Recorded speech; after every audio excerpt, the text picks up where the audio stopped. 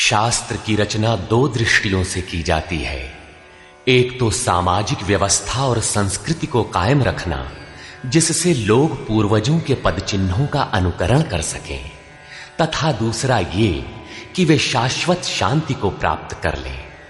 Ramcharitmanas, Bible, Quran इत्यादि में दोनों पक्षों का समावेश है, किंतु भौतिक दृष्टि प्रधान होने के कारण मनुष्य समाजोपयोगी व्यवस्था को ही पकड़ पाता है। आध्यात्मिक सूक्तियों को भी वो सामाजिक व्यवस्था के ही संदर्भ में देखने लगता है। कहता है कि ऐसा तो शास्त्र में लिखा है। इसीलिए वेद व्यास ने दोनों के लिए एक ही ग्रंथ महाभारत लिखते हुए भी आध्यात्मिक क्रिया का संकलन गीता के रूप में अलग से किया, जिससे कि लोग इस मूल कल्याण पथ में भ्रांति का मिश्रण न कर सके। उन्हीं आध्यात्मिक मूल्यों के साथ प्रस्तुत है गीता का दिव्य संदेश।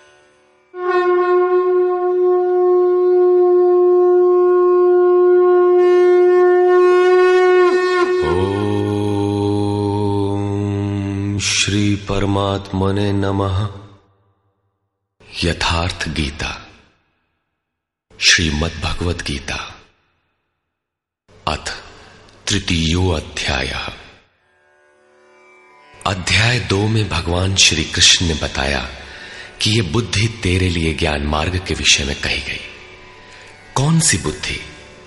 यही कि युद्ध कर, जीतोगे तो महामहिम की स्थिति प्राप्त कर लोगे और हारोगे तो देवत्व है।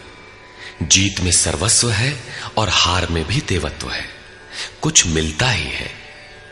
अतः इस दृष्टि से लाभ और हानि दोनों में कुछ न कुछ मिलता है, किंचित भी क्षति नहीं है। फिर कहा, अब इसी को तू निष्काम कर्मयोग के विषय में सुन। जिस बुद्धि से युक्त होकर तू कर्मों के बंधन से अच्छी प्रकार छूट जाएगा। फिर उसकी विशेषताओं पर प्रकाश डाला। कर्म करते समय आवश्यक सावधानियों पर बल दिया कि फल की वासना वाला ना हो, कामनाओं से रहित होकर कर्म में प्रवृत्त हो और कर्म करने में तेरी अश्रद्धा भी ना हो, जिससे तू कर्म बंधन से मुक्त हो जाएगा। मुक्त तो होगा, किंतु रास्ते में अपनी स्थिति नहीं दिखाई पड़ी। अतः अर्जुन को निष्काम कर्मयोग की अपेक्षा ज्ञान मार्ग सरल और प्राप्ति वाला प्रतीत हुआ। उसने प्रश्न किया, जनार्दन, निष्काम कर्म की अपेक्षा ज्ञान मार्ग आपकी दृष्टि में श्रेष्ठ है, तो मुझे भयंकर कर्मों में क्यों लगाते हैं? प्रश्न स्वाभाविक था। मान लें एक ही स्थान पर जाने के दो रास्ते हैं। यदि आपको वास्तव में जाना है तो आप अवश्य प्रश्न करेंगे कि इनमें सुगम कौन है। यदि नहीं करते तो आप पथिक नहीं। ठीक इसी प्रकार अर्जुन ने भी प्रश्न रखा। अर्जुन उवाच,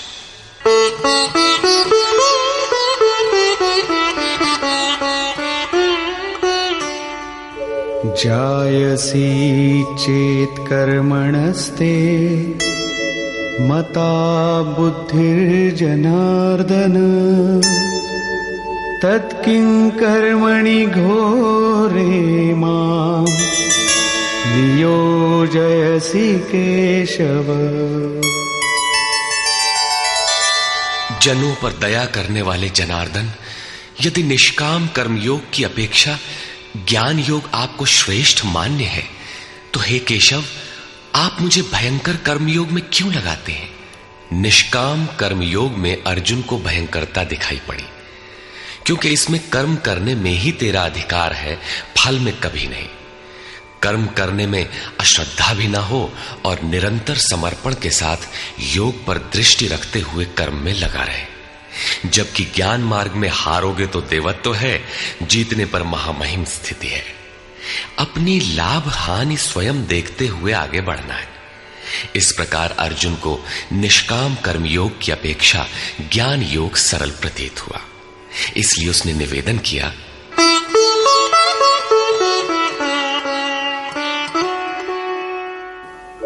व्यामिश्रेणेव वाक्येन बुद्धिं मोहयसीव मे तदेकं वद निश्चित्य येन श्रेयोऽहमाप्नुयाम्। आप इन मिले हुए से वचनों से मेरी बुद्धि मोहित सी करते हैं। आप तो मेरी बुद्धि का मोह दूर करने में प्रवृत्त हुए हैं। अतः इनमें से एक निश्चय करके कहिए जिससे मैं श्रेय परम कल्याण मोक्ष को प्राप्त हो जाऊं।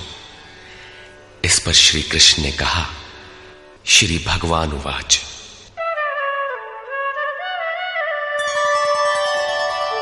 लोकेऽस्मिन् द्विविधा निष्ठा पुरा प्रोक्ता मया नघ।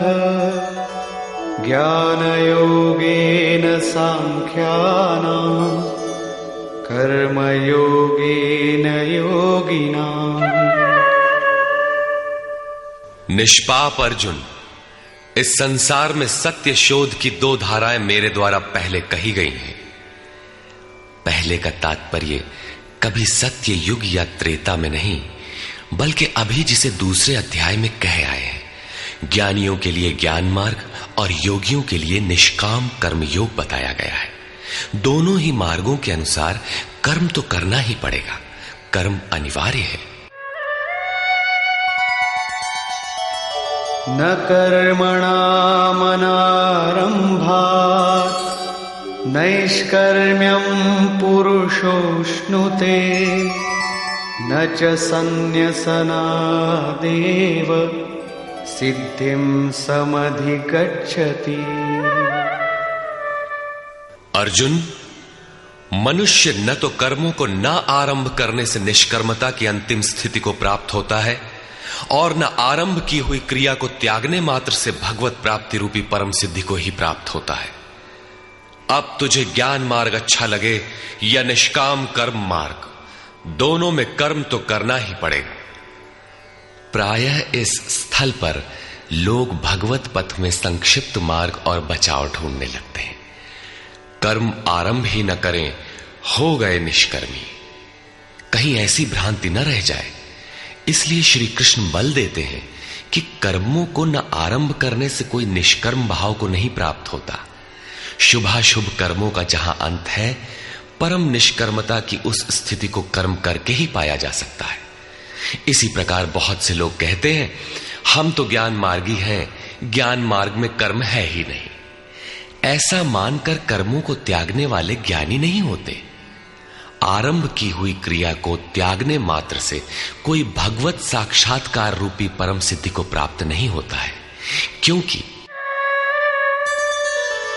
नहि कश्चित् क्षणमपि जातु तिष्ठत्य कर्मकृत् कार्यते ह्यवशः कर्म सर्वः प्रकृतिजैर्गुणैः। कोई भी पुरुष किसी काल में क्षण मात्र भी कर्म किए बिना नहीं रहता, क्योंकि सभी पुरुष प्रकृति से उत्पन्न हुए गुणों द्वारा विवश होकर कर्म करते हैं। प्रकृति और प्रकृति से उत्पन्न गुण जब तक जीवित हैं, तब तक कोई भी पुरुष कर्म किए बिना रह ही नहीं सकता। अध्याय 4 के 33वें और 37वें श्लोक में श्री कृष्ण कहते हैं कि यावन मात्र कर्म ज्ञान में समाप्त हो जाते हैं। ज्ञान रूपी अग्नि संपूर्ण कर्मों को भस्म कर देता है। यहां वे कहते हैं कि कर्म किए बिना कोई रहता ही नहीं। अंततः वे महापुरुष कहते क्या हैं? उनका आशय है कि यज्ञ करते करते तीनों गुणों से अतीत हो जाने पर मन के विलय और साक्षात्कार के साथ यज्ञ का परिणाम निकल जाने पर कर्म शेष हो जाते हैं। उस निर्धारित क्रिया की पूर्णता से पहले कर्म मिटते नहीं, प्रकृति पिंड नहीं छोड़ती।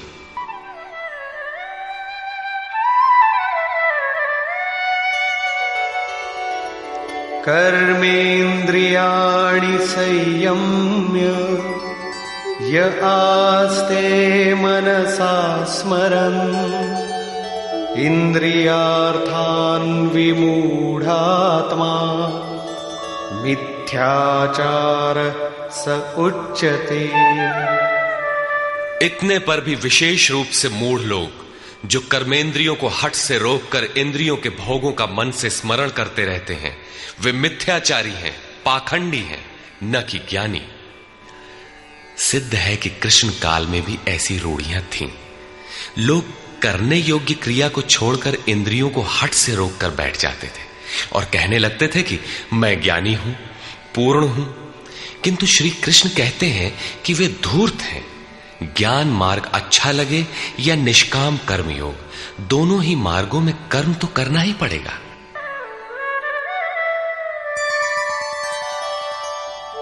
यस्त्विन्द्रियाणि मनसा नियम्यारभतेऽर्जुन कर्मेन्द्रियैः कर्मयोगम् असक्तः स विशिष्यते। अर्जुन, जो पुरुष मन से इंद्रियों को वश में करके जब मन में भी वासनाओं का स्फुरण न हो सर्वथा अनासक्त हुआ कर्मेंद्रियों से कर्मयोग का आचरण करता है, वो श्रेष्ठ है। ठीक है, समझ में आया कि कर्म का आचरण करें, किंतु ये प्रश्न खड़ा होता है कि कौन सा कर्म करें। इस पर कहते हैं, नियतं कुरु कर्म त्वं कर्मजायो ह्यकर्मणः शरीरयात्रापि च ते न प्रसिद्धेद कर्मणः। अर्जुन, तू निर्धारित किए हुए कर्म को कर, अर्थात कर्म तो बहुत से हैं, उनमें से कोई एक चुना हुआ है, उसी नियत कर्म को कर। कर्म न करने की अपेक्षा कर्म करना ही श्रेष्ठ है।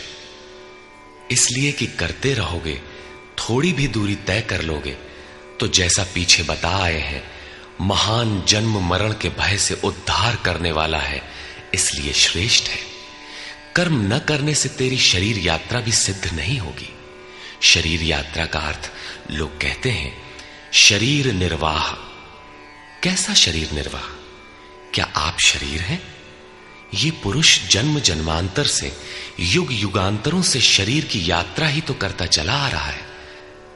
जैसे वस्त्र जीर्ण हुआ तो दूसरा तीसरा धारण किया, इसी प्रकार कीट पतंग से लेकर मानव तक, ब्रह्मा से लेकर यावन मात्र जगत परिवर्तनशील है। ऊपर नीचे योनियों में बराबर ये जीव शरीरों की ही तो यात्रा कर रहा है।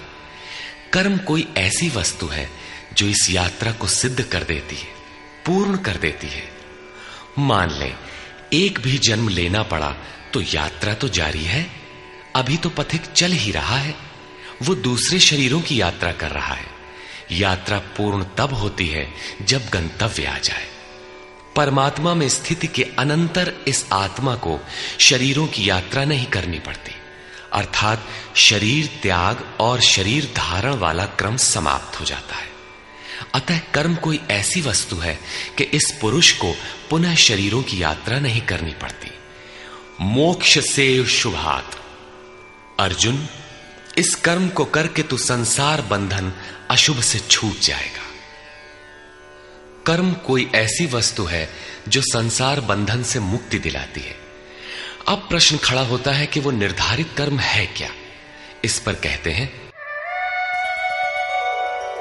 यज्ञार्थात् कर्मणोऽन्यत्र लोकोऽयं कर्म बन्धनः तदर्थं कर्म कौन्तेय मुक्तसंग समाचर। अर्जुन, यज्ञ की प्रक्रिया ही कर्म है। वो हरकत कर्म है जिससे यज्ञ पूर्ण हो। सिद्ध है कि कर्म एक निर्धारित प्रक्रिया है। इसके अतिरिक्त जो कर्म होते हैं, क्या वे कर्म नहीं है? श्री कृष्ण कहते हैं, नहीं, वे कर्म नहीं है। अन्यत्र लोकोयम कर्म बंधनः। इस यज्ञ की प्रक्रिया के अतिरिक्त दुनिया में जो कुछ भी किया जाता है, सारा जगत जिसमें रात दिन व्यस्त है, वो इसी लोक का एक बंधन है, न कि कर्म। कर्म तो मोक्ष से शुभात। अशुभ अर्थात संसार बंधन से छुटकारा दिलाने वाला है। मात्र यज्ञ की प्रक्रिया ही कर्म है। वो हरकत कर्म है जिससे यज्ञ पूरा होता है। अतः अर्जुन, उस यज्ञ की पूर्ति के लिए संग दोष से अलग रहकर भली प्रकार कर्म का आचरण कर। संग दोष से अलग हुए बिना यह कर्म होता ही नहीं। अब हम समझ गए कि यज्ञ की प्रक्रिया ही कर्म है, किंतु यहां पुनः एक नवीन प्रश्न उत्पन्न हो गया कि वो यज्ञ क्या है जिसे किया जाए। इसके लिए पहले यज्ञ को न बताकर श्री कृष्ण बताते हैं कि यज्ञ आया कहां से, ये देता क्या है। उसकी विशेषताओं पर प्रकाश डाला और चौथे अध्याय में जाकर स्पष्ट किया कि यज्ञ क्या है जिसे हम कार्य रूप दें और हमसे कर्म होने लगे। योगेश्वर श्री कृष्ण की शैली से स्पष्ट है कि जिस वस्तु का चित्रण करना है वे पहले उसकी विशेषताओं का चित्रण करते हैं जिससे श्रद्धा जागृत हो। तत्पश्चात वे उसमें बरती जाने वाली सावधानियों पर प्रकाश डालते हैं और अंत में मुख्य सिद्धांत प्रतिपादित करते हैं। स्मरण रहे कि यहां पर श्री कृष्ण ने कर्म के दूसरे अंग पर प्रकाश डाला कि कर्म एक निर्धारित क्रिया है। जो कुछ किया जाता है वो कर्म नहीं है। अध्याय 2 में पहली बार कर्म का नाम लिया, उसकी विशेषताओं पर बल दिया, उसमें बरती जाने वाली सावधानियों पर प्रकाश डाला, लेकिन यह नहीं बताया कि कर्म क्या है। योगेश्वर श्री कृष्ण ने कहा, अर्जुन, तो निर्धारित किए हुए कर्म को कर। अब प्रश्न उठता है कि निर्धारित कर्म क्या है जिसे हम करें। तब बताया कि यज्ञ को कार्य रूप देना कर्म है। अब प्रश्न उठता है कि वो यज्ञ क्या है। यहां यज्ञ की उत्पत्ति विशेषता बताकर शांत हो जाएंगे और आगे अध्याय 4 में यज्ञ का निखरा हुआ रूप मिलेगा जिसे करना कर्म है। कर्म की यह परिभाषा गीता को समझने की कुंजी है। यज्ञ के अतिरिक्त दुनिया में लोग कुछ न कुछ करते ही रहते हैं। कोई खेती करता है तो कोई व्यापार, कोई पदासीन है तो कोई सेवक, कोई अपने को बुद्धिजीवी कहता है तो कोई श्रमजीवी, कोई समाज सेवा को कर्म मानता है तो कोई देश सेवा को। और इन्हीं कर्मों में लोग सकाम और निष्काम कर्म की भूमिका भी बनाए पड़े हैं। किंतु श्री कृष्ण कहते हैं ये कर्म नहीं है। अन्यत्र लोकोयम कर्म बंधना। यज्ञ की प्रक्रिया के सिवाय जो कुछ भी किया जाता है वो इसी लोक का बंधनकारी कर्म है, न कि मोक्षद कर्म। वस्तुतः यज्ञ की प्रक्रिया ही कर्म है। अब यज्ञ न बताकर पहले यह बताते हैं कि यज्ञ आया कहां से।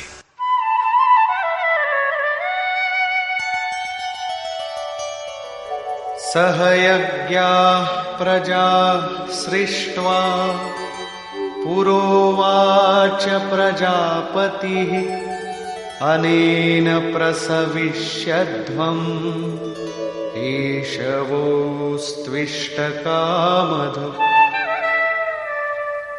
प्रजापति ब्रह्मा ने कल्प के आदि में यज्ञ सहित प्रजा को रचकर कहा कि इस यज्ञ द्वारा वृद्धि को प्राप्त हो। यह यज्ञ तुम लोगों को इष्ट कामधुक, जिसमें अनिष्ट ना हो, विनाश रहित इष्ट संबंधी कामना की पूर्ति करने वाला हो। यज्ञ सहित प्रजा को किसने रचा? प्रजापति ब्रह्मा ने। ब्रह्मा कौन? क्या 4 मुख और 8 आंखों वाला देवता जैसा कि प्रचलित है? नहीं। श्री कृष्ण के अनुसार देवता नाम की कोई अलग सत्ता है ही नहीं। फिर प्रजापति कौन है? वस्तुतः जिसने प्रजा के मूल उद्गम परमात्मा में प्रवेश पा लिया है वो महापुरुष प्रजापति है। बुद्धि ही ब्रह्मा है। अहंकार शिव बुद्धि अज, मन शशि चित्त महान। उस समय बुद्धि यंत्र मात्र होती है। उस महापुरुष की वाणी में परमात्मा ही बोलता है। भजन की वास्तविक क्रिया प्रारंभ हो जाने पर बुद्धि का उत्तरोत्तर उत्थान होता है। प्रारंभ में वो बुद्धि ब्रह्म विद्या से संयुक्त होने के कारण ब्रह्मविद कही जाती है। क्रमशः विकारों का शमन होने पर, ब्रह्म विद्या में श्रेष्ठ होने पर यह ब्रह्म विद्वर कही जाती है। उत्थान और सूक्ष्म हो जाने पर बुद्धि की अवस्था विकसित हो जाती है। वो ब्रह्म विद्वरीयान कहलाती है। उस अवस्था में ब्रह्म विद्वेत्ता पुरुष दूसरों को भी उत्थान मार्ग पर लाने का अधिकार प्राप्त कर लेता है। बुद्धि की पराकाष्ठा है ब्रह्म विद्वरिष्ट, अर्थात ब्रह्मविद की वो अवस्था जिसमें इष्ट प्रवाहित है। ऐसी स्थिति वाले महापुरुष प्रजा के मूल उद्गम परमात्मा में प्रविष्ट और स्थित रहते हैं। ऐसे महापुरुषों की बुद्धि मात्र यंत्र है, वे ही प्रजापति कहलाते हैं। वे प्रकृति के द्वंद्व का विश्लेषण कर आराधना क्रिया की रचना करते हैं। यज्ञ के अनुरूप संस्कारों का देना ही प्रजा की रचना है। इससे पूर्व समाज अचेत अव्यवस्थित रहता है। सृष्टि अनादि है, संस्कार पहले से ही है, किंतु अस्त व्यस्त विकृत है। यज्ञ के अनुरूप उन्हें ढालना ही रचना या सजाना है। ऐसे महापुरुष ने कल्प के आदि में यज्ञ सहित प्रजा की रचना की।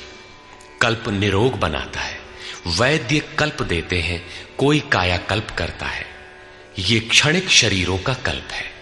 वास्तविक कल्प तो तब है जब भवरोग से मुक्ति मिल जाए। आराधना का प्रारंभ इस कल्प की शुरुआत है। आराधना पूर्ण हुई तो आपका कल्प पूरा हो गया। इस प्रकार परमात्म स्वरूपस्थ महापुरुषों ने भजन के प्रारंभ में यज्ञ सहित संस्कारों को सुसंगठित कर कहा कि इस यज्ञ से तुम वृद्धि को प्राप्त हो। कैसी वृद्धि? क्या मकान कच्चे से पक्का बन जाएगा? आय अधिक होने लगेगी? नहीं, यज्ञ इष्ट कामधु, इष्ट संबंधी कामना की पूर्ति करेगा। इष्ट है परमात्मा, उस परमात्मा संबंधी कामना की पूर्ति वाला है। प्रश्न स्वाभाविक है कि यज्ञ सीधे उस परमात्मा की प्राप्ति करा देगा अथवा क्रम क्रम से चलकर।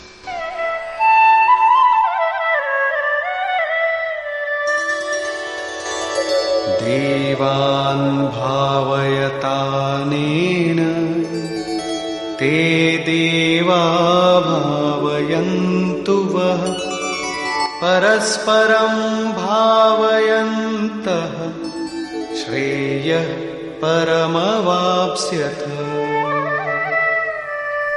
इस यज्ञ द्वारा देवताओं की उन्नति करो, अर्थात दैवी संपत्ति की वृद्धि करो। वे देवता लोग तुम लोगों की उन्नति करेंगे। इस प्रकार आपस में वृद्धि करते हुए परम श्रेय, जिसके बाद कुछ भी पाना शेष न रहे, ऐसे परम कल्याण को प्राप्त हो जाओ। ज्यों ज्यों हम यज्ञ में प्रवेश करेंगे, आगे यज्ञ का अर्थ होगा आराधना की विधि। त्यों त्यों हृदय देश में दैवी संपत्ति अर्जित होती चली जाएगी। परम देव एकमात्र परमात्मा है। उस परम देव में प्रवेश दिला देने वाली जो संपद है, अंतःकरण की जो सजातीय प्रवृत्ति है, उसी को दैवी संपत्ति कहते हैं। वो परम देव को संभव करती है, इसलिए दैवी संपत्ति कही जाती है, न कि बाहरी देवता जैसा लोग कल्पना कर लेते हैं। योगेश्वर श्री कृष्ण के शब्दों में उनका कोई अस्तित्व नहीं है। आगे कहते हैं,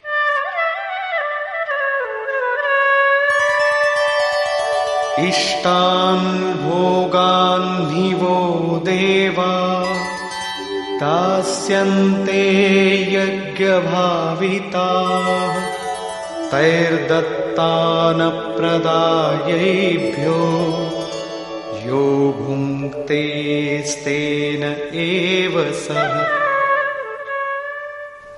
यज्ञ द्वारा संवर्धित देवता दैवी संपत्ति आपको इष्टान भोगान ही दास्यन्ते, इष्ट अर्थात आराध्य संबंधी भोगों को देंगे, अन्य कुछ नहीं।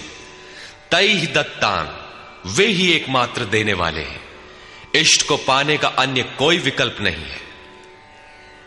इन दैवी गुणों को बिना बढ़ाए जो इस स्थिति का भोग करता है, वो निश्चय ही चोर है। जब उनसे पाया ही नहीं तो भोगेगा क्या? किंतु कहता अवश्य है कि हम तो तत्वदर्शी हैं। वो निश्चय ही चोर है, न कि प्राप्ति वाला। किंतु पाने वाले क्या पाते हैं? यज्ञशिष्टाशिनः सन्तो मुच्यन्ते सर्वकिल्बिषैः भुञ्जते ते त्वघं पापा ये पचन्त्यात्मकारणात्। यज्ञ से बचे हुए अन्न को खाने वाले संतजन सब पापों से मुक्त हो जाते हैं। दैवी संपत्ति की वृद्धि करते करते परिणाम में प्राप्ति काल ही पूर्ति काल है। जब यज्ञ पूर्ण हो गया तो शेष बचा हुआ ब्रह्म ही अन्न है। इसी को श्री कृष्ण ने दूसरे शब्दों में कहा, यज्ञ शिष्टामृत भुजो यान्ति ब्रह्म सनातनम। यज्ञ जिसकी सृष्टि करता है उस अशन को पान करने वाला ब्रह्म में प्रविष्ट हो जाता है। यहां वे कहते हैं कि यज्ञ से शेष बचे हुए अशन को, ब्रह्म पीयूष को पान करने वाला सब पापों से छुटकारा पा जाता है। संत जन तो छूट जाते हैं, किंतु पापी लोग मोह के माध्यम से उत्पन्न शरीरों के लिए पचते हैं। वे पाप खाते हैं।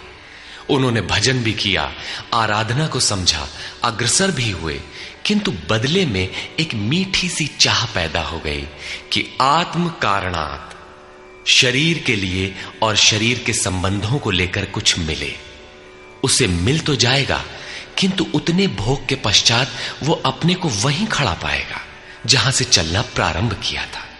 इससे बड़ी क्षति क्या होगी?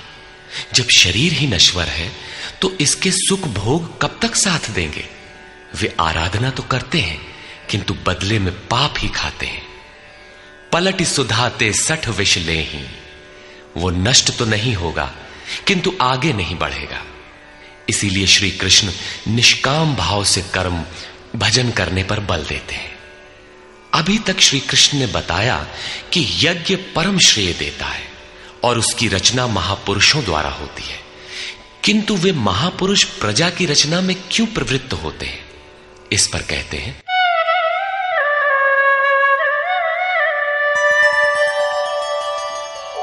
अन्नाद्भवन्ति भूतानि पर्जन्यादन्न संभवः यज्ञाद्भवति पर्जन्यो यज्ञः कर्म समुद्भवः।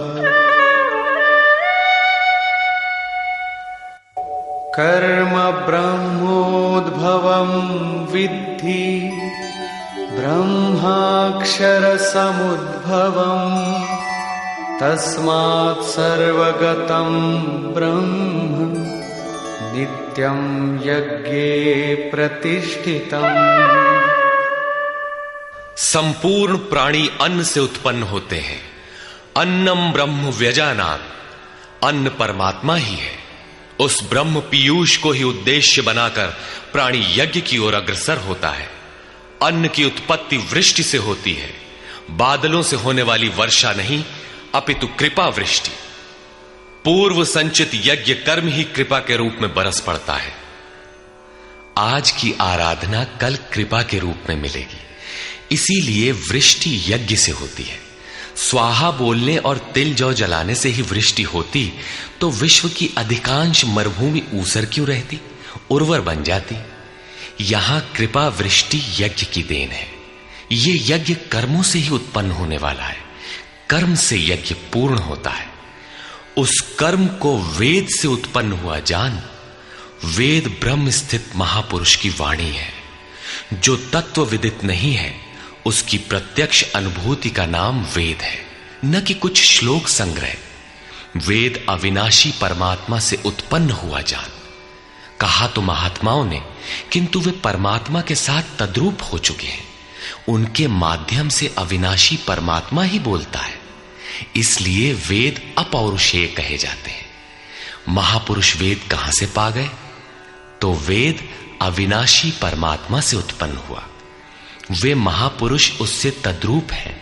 वे मात्र यंत्र हैं, इसलिए उनके द्वारा वही बोलता है, क्योंकि यज्ञ के द्वारा ही मन के निरोध काल में वो विदित होता है। इससे सर्वव्यापी परम अक्षर परमात्मा सर्वदा यज्ञ में ही प्रतिष्ठित है। यज्ञ ही उसे पाने का एकमात्र उपाय है। इसी पर बल देते हैं, एवं प्रवर्तितं चक्रं नानुवर्तयति हयः अघायुरिन्द्रियारामो मोघं पार्थ स जीवति। हे पार्थ, जो पुरुष इसी लोक में मनुष्य शरीर प्राप्त कर इस प्रकार चलाए हुए साधन चक्र के अनुसार नहीं बरतता, अर्थात दैवी संपत्ति का उत्कर्ष, देवताओं की वृद्धि और परस्पर वृद्धि के द्वारा अक्षय धाम को प्राप्त करना, इस क्रम के अनुसार जो नहीं बरतता, इंद्रियों का आराम चाहने वाला वो पापायु पुरुष व्यर्थ ही जीता है।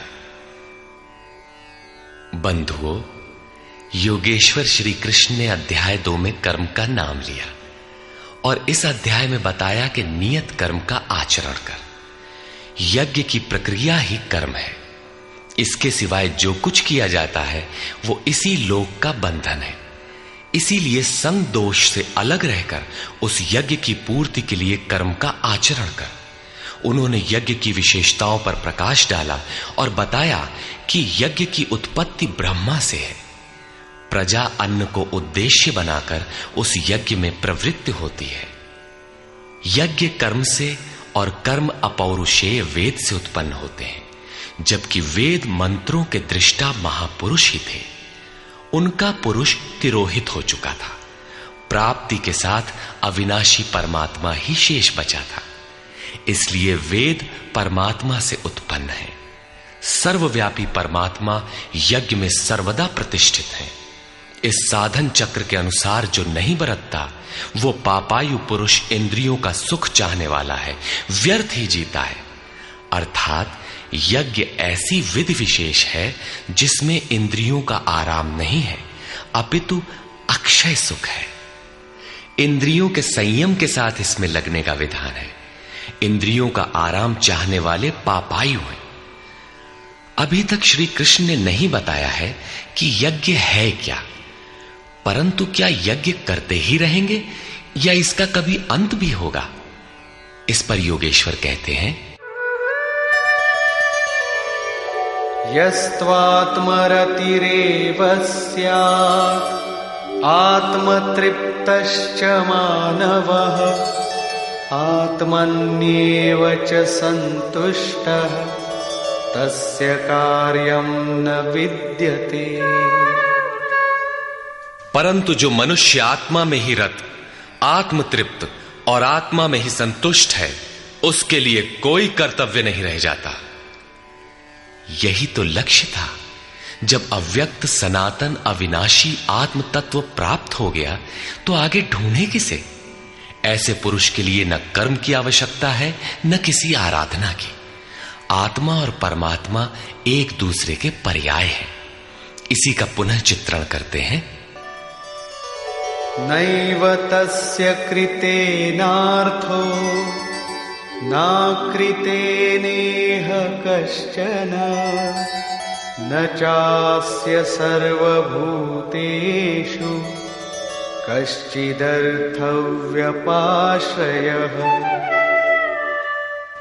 इस संसार में उस पुरुष का किए जाने से कोई लाभ नहीं है और न छोड़ देने से कोई हानि है, जबकि पहले आवश्यक था। उसका संपूर्ण प्राणियों में कोई स्वार्थ संबंध नहीं रह जाता। आत्मा ही तो शाश्वत, सनातन, अव्यक्त, अपरिवर्तनशील और अक्षय है।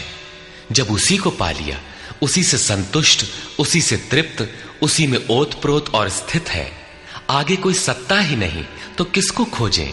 मिलेगा क्या? उस पुरुष के लिए कर्म छोड़ देने से कोई हानि भी नहीं है, क्योंकि विकार जिस पर अंकित होते हैं वो चित्त ही न रहा। उसका संपूर्ण भूतों में बाह्य जगत और आंतरिक संकल्पों की परत में लेश मात्र भी अर्थ नहीं रहता। सबसे बड़ा अर्थ तो था परमात्मा। जब वही उपलब्ध है तो दूसरों से उसका क्या प्रयोजन होगा? तस्मादसक्तः सततं कार्यं कर्म समाचर असक्तो ह्याचरन् कर्म परमाप्नोति पुरुषः। इस स्थिति को प्राप्त करने के लिए तू अनासक्त हुआ। निरंतर कार्यम कर्म, जो करने योग्य कर्म है उस कर्म को अच्छी प्रकार कर, क्योंकि अनासक्त पुरुष कर्म के आचरण से परमात्मा को प्राप्त होता है। नियत कर्म कार्यम कर्म एक ही है। कर्म की प्रेरणा देते हुए वे कहते हैं,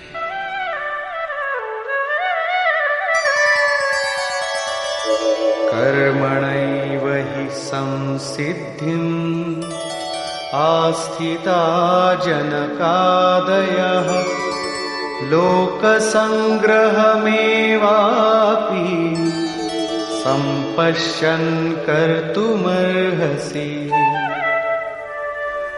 जनक माने राजा जनक नहीं, जनक जन्मदाता को कहते हैं। योग ही जनक है, आपके स्वरूप को जन्म देता है, प्रकट करता है। योग से संयुक्त प्रत्येक महापुरुष जनक हैं। ऐसे योग संयुक्त बहुत से ऋषियों जनकादयः जनक इत्यादि ज्ञानी जन महापुरुष भी कर्मणा एव संसिद्धिम कर्मों के द्वारा ही परम सिद्धि को प्राप्त हुए हैं। परम सिद्धि माने परम तत्व परमात्मा की प्राप्ति। जनक इत्यादि जितने भी पूर्व में होने वाले महर्षि हुए हैं, इस कार्यम कर्म के द्वारा जो यज्ञ की प्रक्रिया है, इस कर्म को करके ही संसिद्धिम परम सिद्धि को प्राप्त हुए। किंतु प्राप्ति के पश्चात वे भी लोक संग्रह को देखकर कर्म करते हैं, लोकहित को चाहते हुए कर्म करते हैं।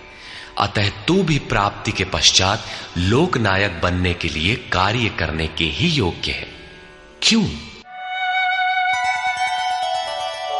यद्यदाचरति श्रेष्ठः तत्तदेवेतरो जनः स यत्प्रमाणं कुरुते लोकस्तदनुवर्तते।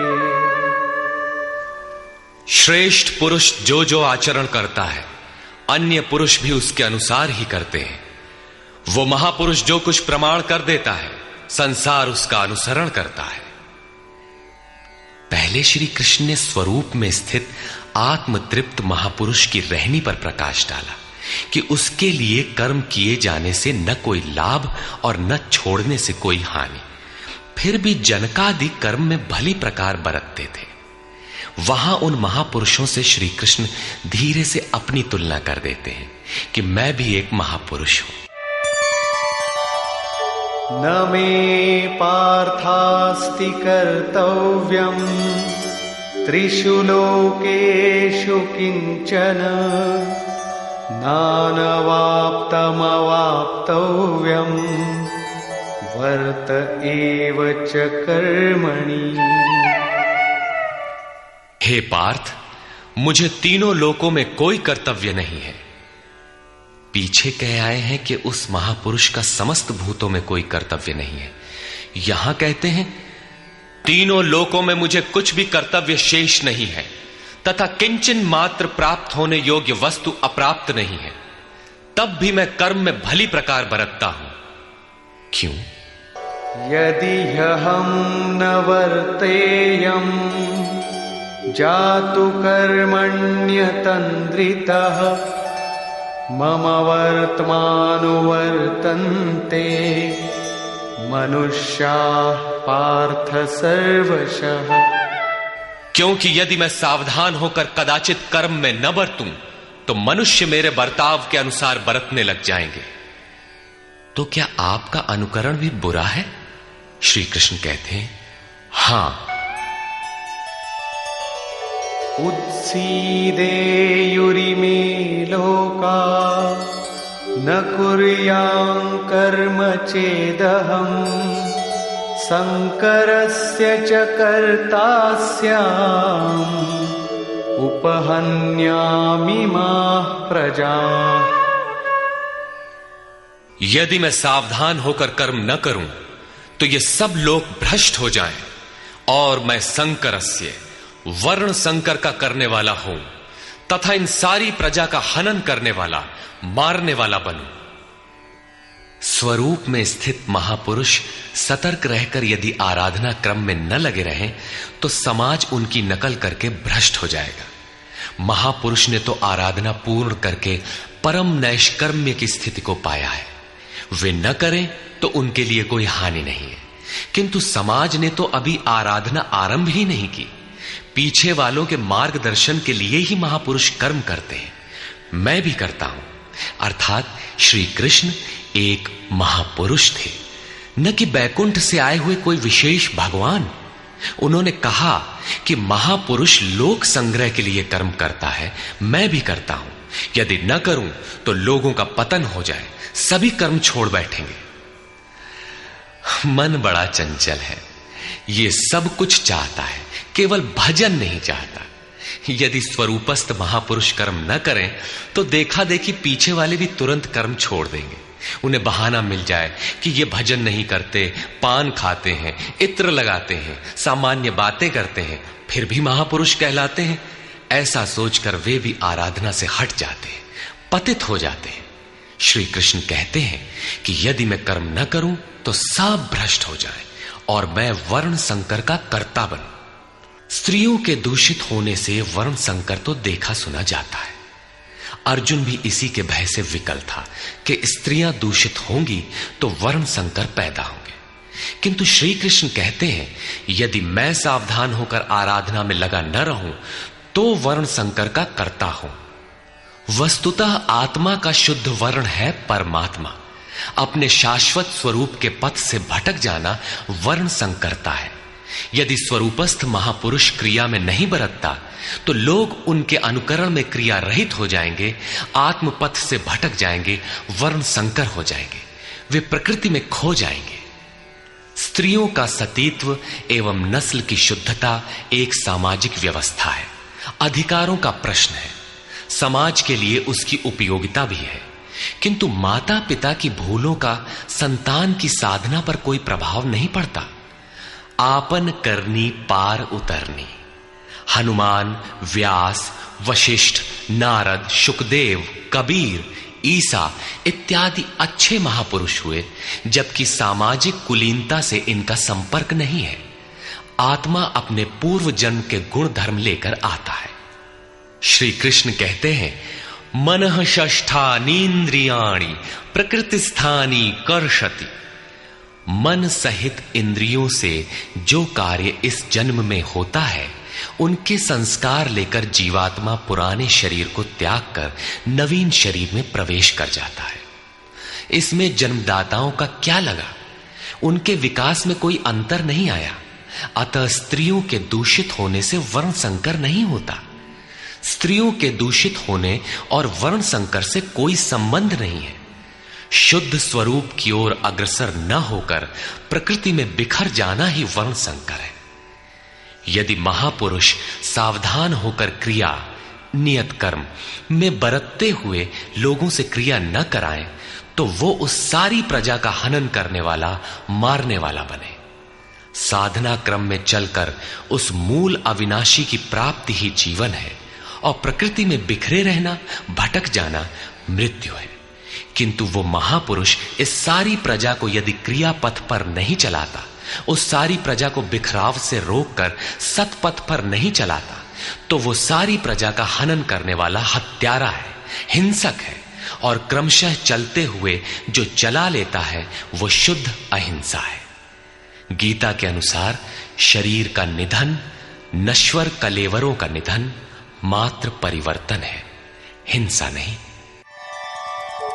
सक्ता कर्मण्य विद्वांसो यथा कुर्वन्ति भारत कुर्याद् विद्वांस तथा सक्तः चिकीर्षुर्लोक संग्रहम्। हे भारत, कर्म में आसक्त हुए अज्ञानी जन जैसे कर्म करते हैं, वैसे ही अनासक्त हुआ विद्वान पूर्ण ज्ञाता भी लोक हृदय में प्रेरणा और कल्याण संग्रह चाहता हुआ कर्म करे। यज्ञ की विधि जानते और करते हुए भी हम अज्ञानी हैं। ज्ञान का अर्थ है प्रत्यक्ष जानकारी। जब तक लेश मात्र भी हम अलग हैं, आराध्य अलग है, तब तक अज्ञान विद्यमान है। जब तक अज्ञान है तब तक कर्म में आसक्ति रहती है। अज्ञानी जितनी आसक्ति से आराधना करता है उसी प्रकार अनासक्त। जिसे कर्मों से प्रयोजन नहीं है तो आसक्ति क्यों होगी? ऐसा पूर्ण ज्ञाता महापुरुष भी लोकहित के लिए कर्म करे, दैवी संपद का उत्कर्ष करे, जिससे समाज उस पर चल सके। न बुद्धिभेदं जनयेद् अज्ञानां कर्मसंगिनां जोषयेत् सर्वकर्माणि विद्वान् युक्तः समाचरन्। ज्ञानी पुरुषों को चाहिए कि कर्मों में आसक्ति वाले अज्ञानियों की बुद्धि में भ्रम न पैदा करें, अर्थात स्वरूपस्थ महापुरुष ध्यान दें कि उनके किसी आचरण से पीछे वालों के मन में कर्म के प्रति अश्रद्धा न उत्पन्न हो जाए।